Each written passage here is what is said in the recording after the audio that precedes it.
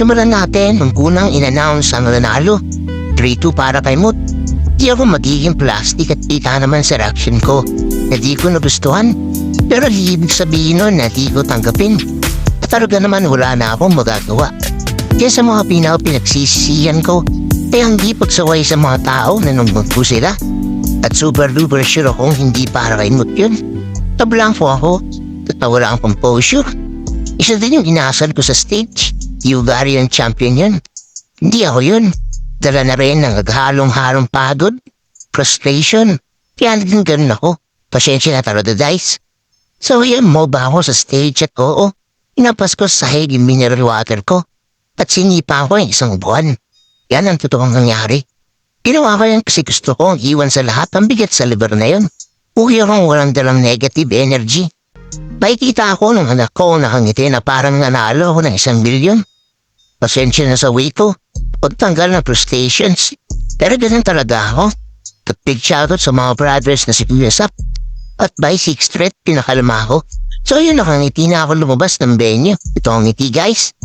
Kahit kailan hindi ako naging plastic sa pagiging mission. Hida naman sa video na di ka tinago yung pagkadismaya. Oo na rin na tayo guys. Nakakala ko rin ako nanalo. Pero late na nagsinking na baka akala ko tang talaga yun. Kaya nga may gadgets kasi sila hahataw sa kung sino karapat-dapat.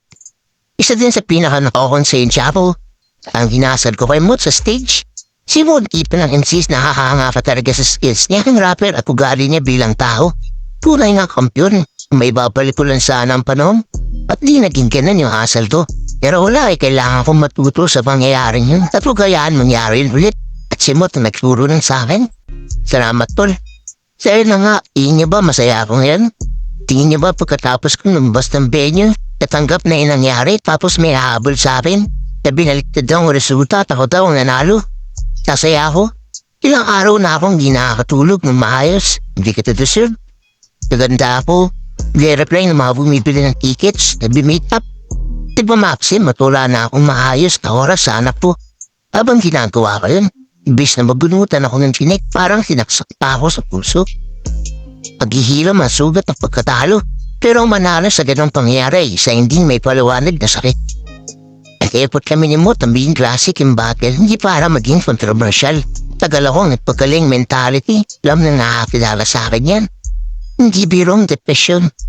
Pumalik akong clean cut o pogi, at mas ginalingan ng pag-battle. Pero mukhang papangit na naman ako nito.